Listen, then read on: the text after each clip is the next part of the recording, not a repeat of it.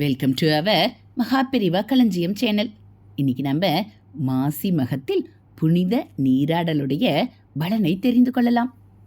மாசி மகம் என்பது புனித நீராடலுக்கும் தெய்வ வழிபாட்டிற்கும் முன்னோர் வழிபாட்டிற்கும் உரிய நாளாகும்.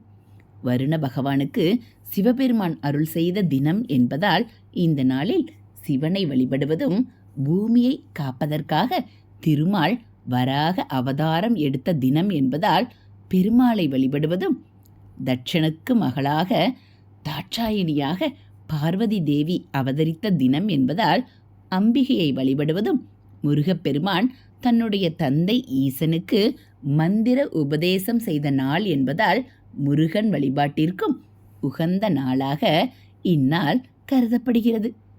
மாசி மகத்தன்று அனைத்து நீர்நிலைகளிலும் புனித நதிகள் அனைத்தும் கலந்திருப்பதாகவும், இந்த நாளில் நீர்நிலைகளில் அமிர்தம் கலந்திருப்பதாகவும் ஐதீகம். அதனால்தான் இது புனித நீராடலுக்குரிய நாளாக கருதப்படுகிறது. மாசி மகம் நீராடல் என்பது நம்முடைய பாவங்கள், நம்முடைய முன்னோர்கள் செய்த பாவங்கள், அதன் விளைவாக நமக்கு ஏற்பட்ட தோஷங்கள், அதனால் ஏற்பட்ட பிரச்சனைகள் ஆகிய அனைத்தையும் நீக்குவதற்குரிய நாளாகும். நட்சத்திரங்களில் மகம் நட்சத்திரம் தனி சிறப்பு வாய்ந்ததாகும். இது பலவிதமான தோஷங்களையும் பாவங்களையும் நீக்கக்கூடிய சிறப்பான நட்சத்திரமாகும். அதிலும் மாசி மாதத்தில் பௌர்ணமியும் மகம் நட்சத்திரமும் இணையும் நாள் மிக மிக சிறப்பு வாய்ந்தது. இந்த நாளையே நாம் மாசி மகம் திருநாளாக கொண்டாடுகிறோம். மாசி மகம் என்பது அனைத்து தெய்வங்களையும் வழிபடுவதற்கும் முன்னோர்களை வழிபடுவதற்கும் ஏற்ற நாளாகும். மாசி மகத்தன்று நதிகள், கடல், குளங்கள் ஆகியவற்றில் நீராடுவது புண்ணிய பலன்களை தரும். மாசி மகம் என்பது வருண பகவானுக்கு ஏற்பட்ட தோஷத்தை நீக்குவதற்காக சிவபெருமான் வருணனுக்கு அருள் செய்த தினமாகும். தான் நலன் பெற்றதைப் போல் இந்த நாளில் புனித நீராடி வழிபடுபவர்களின் பாவங்களும் தோஷங்களும் தீர வேண்டும் என வருண பகவான் வேண்டிக் கொண்டதாலேயே இந்த நாள் புனித நீராடுவதற்கு உரிய நாளாக கருதப்படுகிறது.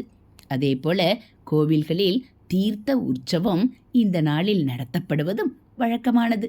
மற்ற இடங்களில் நீராடுவதை விட கும்பகோணம் மகாமகம் குளத்தில் மாசி மகத்தன்று நீராடுவது மிகவும் சிறப்பானதாகும். மற்ற இடங்களில் செய்த பாவங்களை போக்கிக் கொள்வதற்காக அனைவரும் கங்கையில் சென்று நீராடுகிறார்கள். ஆனால் அந்த கங்கையே தன்னுடைய பாவத்தை போக்கிக் கொள்ள மாசி மகத்தன்று கும்பகோணம் மகாமகம் குளத்தில் எழுந்தருளுவதாக ஐதீகம். அதனால் கும்பகோணத்தில் புனித நீராடினால் 7 தலைமுறை பாவங்களும் நீங்கும். மாசி மக பௌர்ணமி அன்று கோவில்களில் சிவன், விஷ்ணு, முருகன் ஆகிய மூவருக்கும் சிறப்பு அபிஷேக ஆராதனைகள், யாகங்கள், உற்சவங்கள் நடைபெறும்.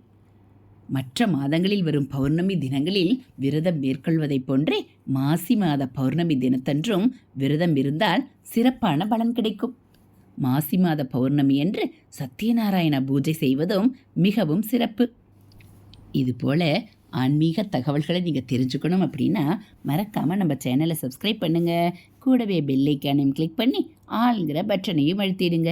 நம்ம சேனலில் வரக்கூடிய ஆன்மீக கதைகள், மகாபெரிவா மகிமை, தெய்வத்தின் குரல் பகுதிகள் எல்லாம் உங்களுக்கு பிடிச்சிருந்தா ஒரு லைக்கும் கமெண்ட்டும் கொடுத்து உங்களுக்கு தெரிஞ்சவங்களுக்கும் ஷேர் பண்ணுங்கள். தேங்க்யூ.